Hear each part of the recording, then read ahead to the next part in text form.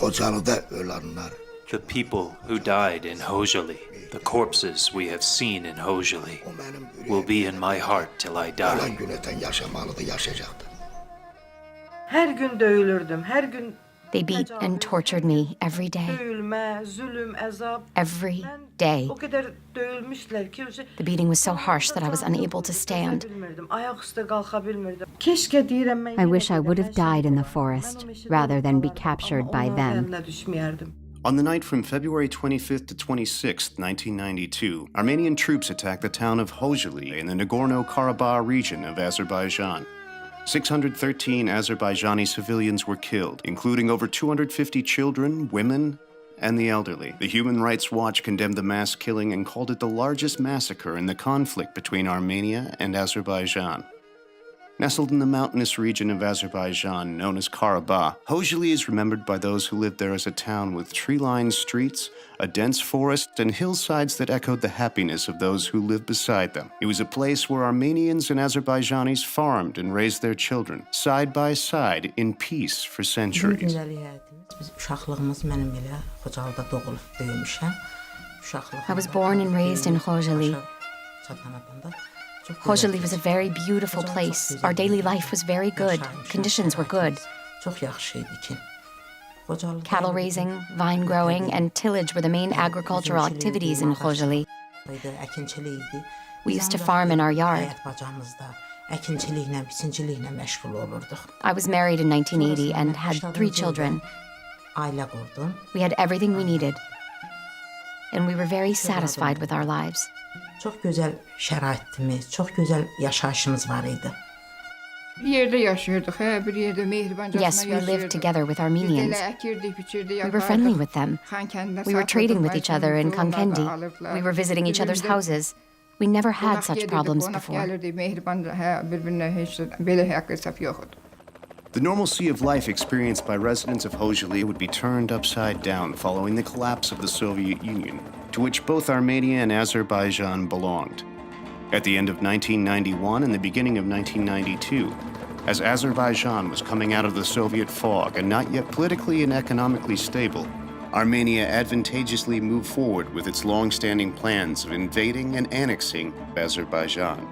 Armenia mounted a systematic offensive to drive out the Azerbaijani residents of Nagorno-Karabakh and illegally claim the land as their own. Quickly, the conflict turned into a full-blown war. Armenia, with Russian military assistance, invaded Azerbaijan and seized 20% of Azerbaijan's internationally recognized territory. The invasion was followed by brutal ethnic cleansing, resulting in the expulsion of over 800,000 Azerbaijanis from their homes. The ordeal began in November of 1991 when the roads in and out of Khojaly were closed. Demek 91-ci ildə 91-ci ilin noyabr ayının On November 1st, 1991, the road from Khojaly to Askeron was completely closed. Thus, all the highways in Khojaly were closed. 2 nəfər orada şəhid verdik biz. Khojaly was completely besieged, and on November 1st, 1991, 2 Khojaly residents were killed. Since all roads were closed, transportation from and to Khojaly was impossible. Bir həftə yadımdadır ki, ona bir işıqlar söndü, qaz kəsildi. Pekarnımız var idi, Khojalının pekarnısı var idi. İşıq gəlmirdi, qaz yox idi. Onu xamırı teyləyirdilər, qarışdırırdılar, evlərə xamır paylayırdılar. Həmən günü, o 25-nin günü bugünkü kimi gözümün qabağındadır. Pekarnında xamırı yoğurdular. Hər evə biraz xamır. Həmən axşamı gətirdi, onu pişirdik. Həmən axşam hadisə düşdü. Çörək pişirib töymüşəm belə. When the bombardment began late on the night of February 25th, 1992, Azerbaijanis who'd been left behind in Khojaly after a year of being surrounded were hiding in basements to escape the attack. And when the conflict started, I didn't understand what's going on actually, because I was 7, 8 years old kid. I was just trying to understand. First, I was kind of happy that I'm not gonna go to school because the kids they love to run away from classes. but I was not understanding this seriousness of the matter. That's like my father, we used to have a basement.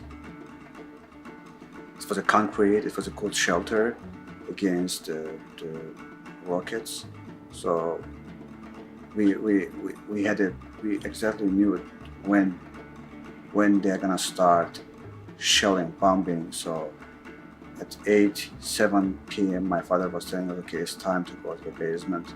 Because now they're gonna start bombing. And we actually had like food, blankets, pillows, other necessary things to survive in the basement. In short, we fled and found a shelter in a basement again. Then we saw that they had already entered the town. The Armenians burned the town haystacks and were approaching by putting fire on houses one by one. Those who managed to survive the night made the fateful decision to leave around 3 a.m., when in a hurried panic, the residents of Khojaly began fleeing in small groups without proper clothing, some with only what they'd been wearing at night. They escaped into the dark and cold February night. Mən deyərəm ki, bizlə gələn o 5 We were 500 people in the group. Majority of the people, babies, children, were frozen to death.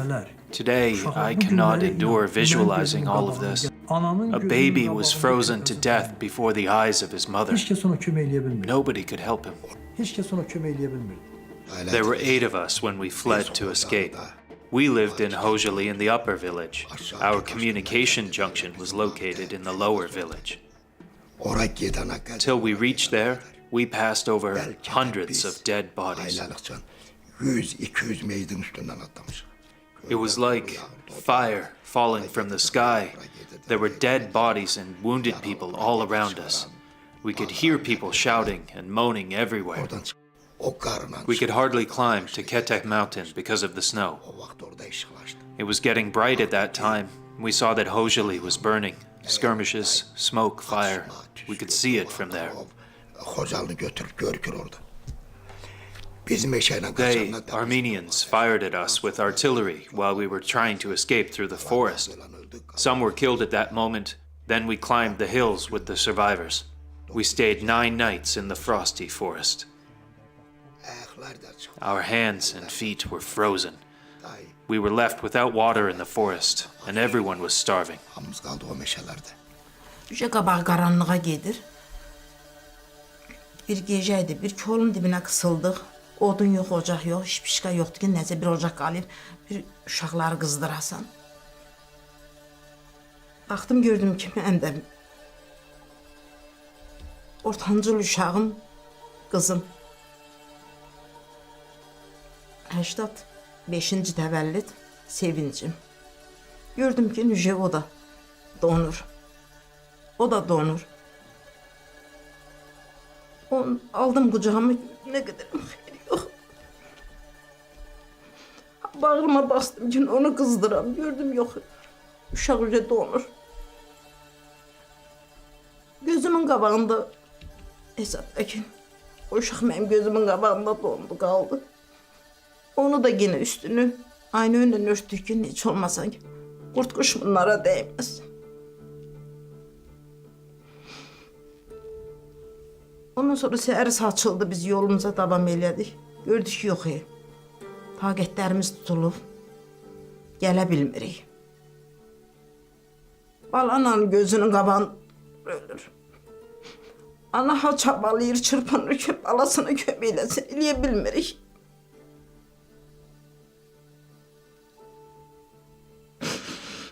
Gözümün qabağı 10 gün biz meşədə qaldıq. 10 gün. Aç, sus, çılpaq. Bacım balaları, 2 də mənimki, yenə də. Balaca son 5'im, bir də böyüyüm. O dediyim 81-ci təvəllüd böyük oğlum. Bir də 86-cı təvəllüd balaca oğlum.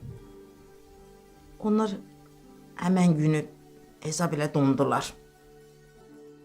İndi bugünkü gündə sən 3 övlad itirəsən. Onların bir nişanələri yox. Bir ziyarətləri yox. Fevral il dönümləri gələndə mən. Gedib o da abidələrlə təsəllim alırım. Sizin gibi de bak böyle çevrilişler gelende bak tesellim ondan alırım ben kadar. While trying to flee, many Azerbaijani civilians were ambushed and killed in open fields by Armenian troops. Among the killed were 63 children, 106 women, and 70 elderly. Armenians came and took us hostages. We were afraid to respond. They were beating us. They were pulling from our hair and hitting our head to the wall. They threw me against the wall, and because of the impact, my teeth were broken, my ear bled, and my eyes became dark, so I could not see. I was not able to speak. I was in a very bad condition at that time. My 3-day-old baby died there. Ancak bir gün beni o kadar vurdular ki, o kadar döydüler ki özümden getmişəm. Bir vaxt ay gözlerimi açdım. Baxdım ki gözüm açılmırdı. Əlimin suyunu vurdum, gözlerimi açdım. Mən gözlerimi açdım xeyli çox çətinliklə və gözlerimi açdım ki hər yer qaranlıqdı. Hər yer zülmətli idi. Onda hiss elədim ki mən bayırdayam, həyətdəyəm. Bədənim o qədər döyülüb ki, həm də soyuqdan bədənim keyləşib, hiss eləmirəm, heç nə hiss eləmirəm. Əlimi yanağıma vururam, hiss eləmirəm, gözümə, saçıma vururam, hiss eləmirəm, heç nə bilmirəm. Qışqırdım ki, kimsə var burada dedim. Bir qoca erməni gəldi, o Azərbaycan dilində onlar danışırdılar. O mənə dedi, hələ sən ölməmisən dedi. O mənim saçım var idi, uzun saçım var idi. O tutdu saçımdan məni, haradasa 12-13 metr sürüdü, apardı. Mən bir zaman ayıldım ki, mənim paltarım yoxdur. Tam lüt vəziyyətindəyəm. The violence committed against the people and town of Khojaly was no accident, nor was it an exchange of fire between two groups of armed combatants on a battlefield. Mass murder and excessive force were employed as tools of intimidation and demoralization against the Azerbaijani civilian population of Karabakh.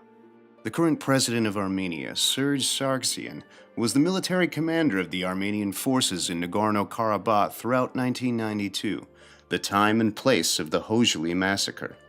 While serving as Armenia's defense minister in 2001, Sargsyan was infamously quoted by Thomas de Waal, a British author and journalist who is one of the most preeminent experts of the Nagorno-Karabakh conflict, as saying, "Before Khojaly, the Azerbaijanis thought that they were joking with us. They thought that the Armenians were people who could not raise their hand against the civilian population. We need to put a stop to all that, and that's what happened." President Sargsyan indicated that the depths of brutality against civilians were purposeful and meant to engender deep and lasting fear in the people of Azerbaijan, of proving the deadly serious goal of defeating Azerbaijan.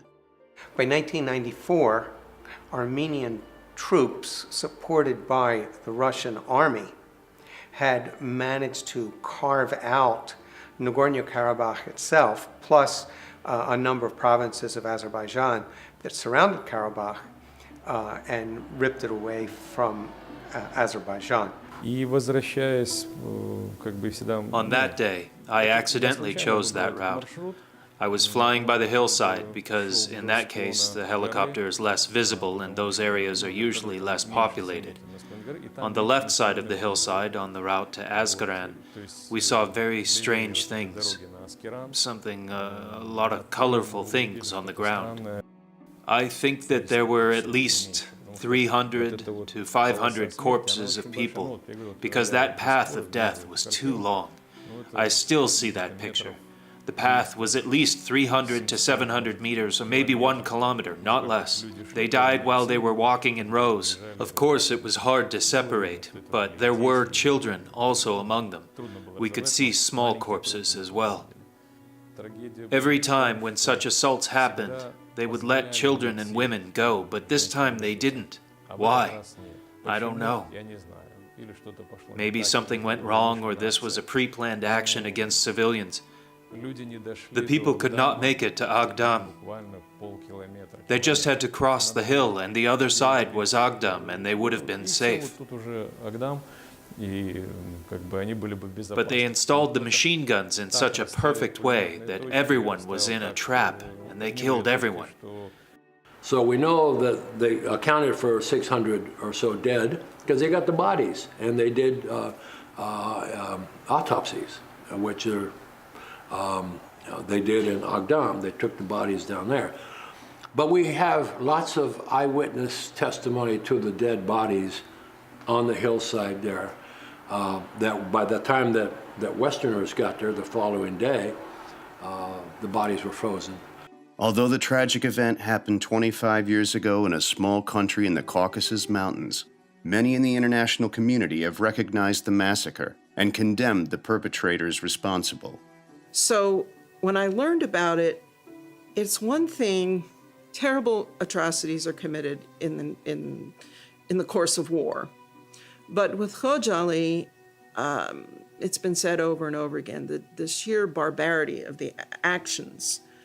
I don't know a human being alive. I'm often asked to comment on this, and of course one condemns it, but when you think about it, it's, in addition to the human toll, it's a culture, a vibrant culture was cut off and was then uprooted, at best uprooted.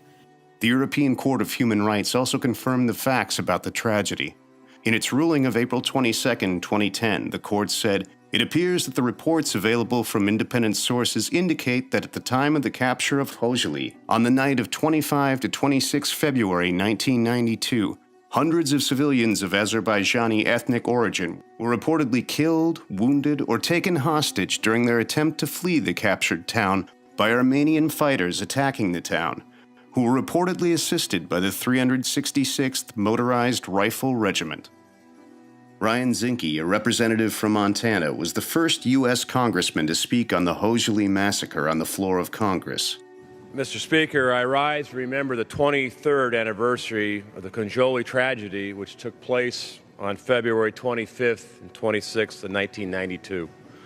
On this evening, 23 years ago, it was the site of a cowardly massacre of 613 unarmed Azerbaijan citizens, which included 106 women, 63 children, and 70 elderly.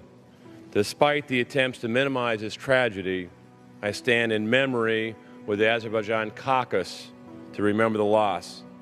The United States and Azerbaijan share a bipartisan and a strong relationship.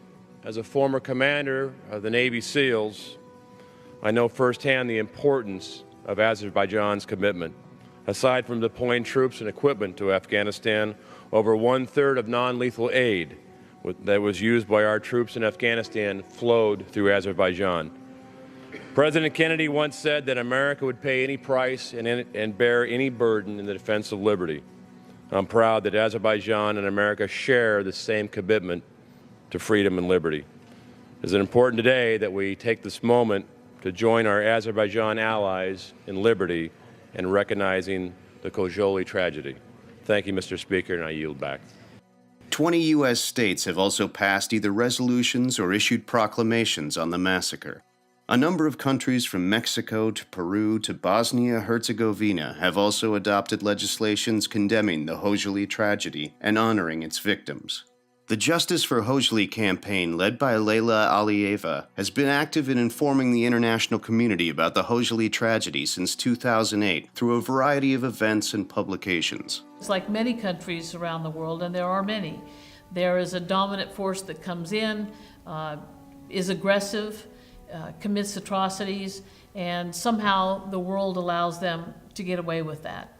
And there are a variety of reasons for it.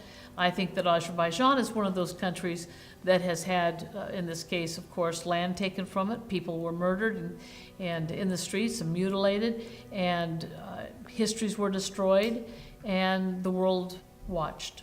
No one, I think, unless their interests are very selfish, would agree that it was the right thing to have innocent people, men, women, children, murdered, mutilated, their property taken, and have 1 million people exiled from what was their homeland and still should be. I don't think anyone thinks that's a good thing. The question is, I suppose, what do you do about it? And as I look at, what happened in that little village, where were those good people? Where was those good souls that said, here's my house. You can have a refuge in my house. And as a Christian, that is the message of my Savior, to do unto others as I would have them do unto me. What I want, the good that I want for you is the good that I want for myself. The good that I want for myself is the good that I want for you. And I cannot preach from this book if I don't live what's in this book. Because we preach with our actions, not with our words. Words without actions is empty. And that's what the Bible says. That faith without works is no faith. Despite the unimaginable horrors of Khojaly and the continued occupation, and the hundreds of thousands of people displaced by the Nagorno-Karabakh conflict, Azerbaijan has maintained its century-old tradition of interfaith tolerance and harmony. It's amazing, really, and I'm very impressed with their leadership, with the thoughtfulness of their approaches on many things. They have not that I'm an expert on foreign policy or anything, but I know how to get along with people, and I think they're doing a magnificent job. They really are the prototype for what could be certainly a solution in the Middle East. If nations would adopt some of the things that they've adopted, the world would be a better place, no question. You look at the globe and look at the countries that are predominantly Muslim countries and its leadership, you got to ask yourself one important question: how are the minorities treated? Are they safe? The minorities of any country is the consciousness of the nation. So my affinity to Azerbaijan is that here's a country that comes from its rocky history of the bigger Russia and communism and all that history, but at the same time, it has to try to forget its past, its pain of yesterday, and try to reconcile and move forward, and at the same time give every citizen in their country dignity. I have been in many countries. I would recommend to all nations to learn the model of multiculturalism and tolerance from Azerbaijan that has existed here for centuries.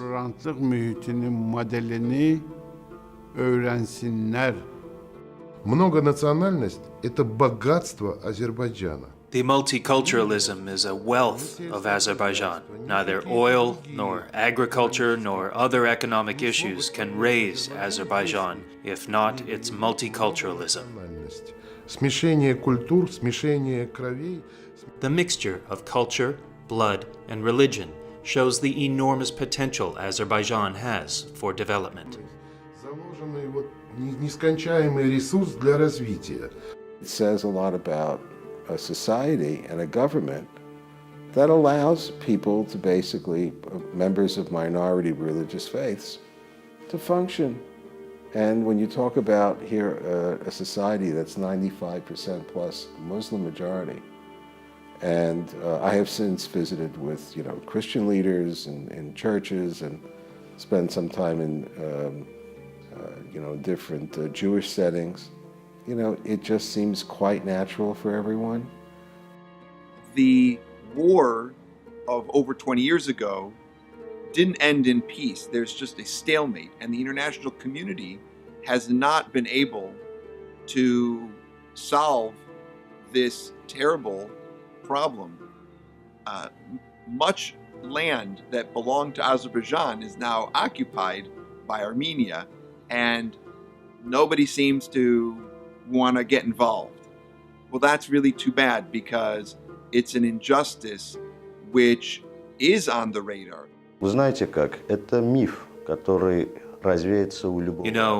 is a myth that Azerbaijanis are enemies of Armenians. Most of the Armenians have good relations with Azerbaijanis outside Armenia.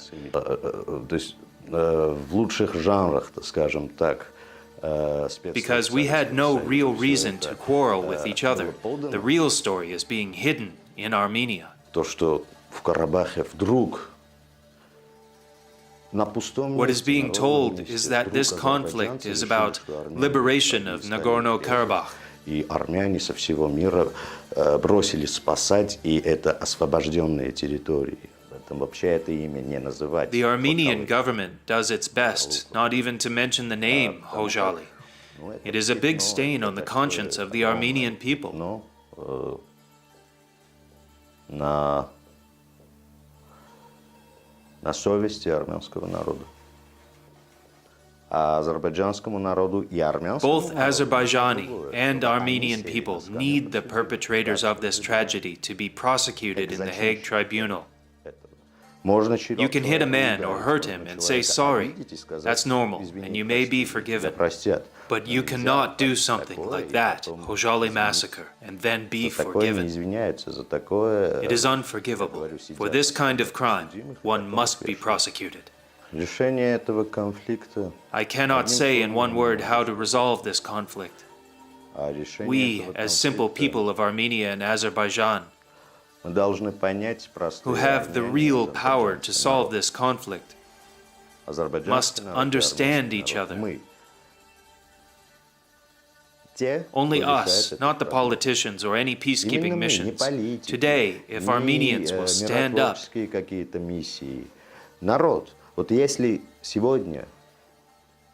and state that we don't want Nagorno-Karabakh, and we want peace with Azerbaijan, and the same thing is done in Azerbaijan, then everything can change. Right now, nobody can bring me my childhood back. Nobody. My childhood is lost. It's gone. My younger age class just gone lost. So nobody is gonna. No, it's impossible to recompensate materially or spiritually what we have lived through in the past. But right now, all those people we lost in the war, we even lost their graves. We can't even go and lay flower or red on their graves. Right now, the biggest console we will have is to return to our homeland, Khojaly, which is still under occupation since 1992. So my message will be that I don't want to live as a refugee till end of my life. I don't want to bear this name. So I want just to return to the city I was born 34 years ago. And I want to live in Khojaly. I wish no child in the world would ever see war. I do not wish war on any country in the world. I wish all the war in the world would be over.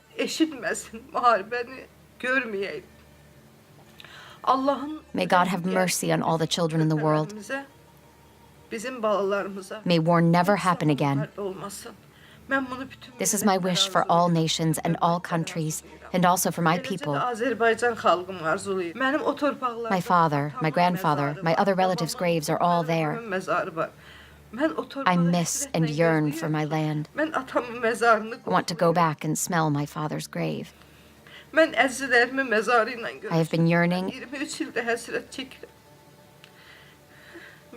and suffering for 23 years. I want to see the place I was born and raised. Son sözüm budur ki sülh olsun. Her bir yerde emnamanlık olsun. Muharebe olmasın. Anaların gözü yaşarmasın. Anaların kucaklarına oğul meydi. Oğul şehit gelmesin. Şehidimiz olmasın. Ben 23 ildir həqiqətən həsrətlə yaşayıram. İtirdik. Çox itirdik. Çox əzab gördük. Eybi yox, müharibədir. Müharibədə hər şey olur. Şəhid də olur, yaralı da olur, əlil də olur. Amma bu gündən sonra olmasın da gördük. Da danışa bilmirəm.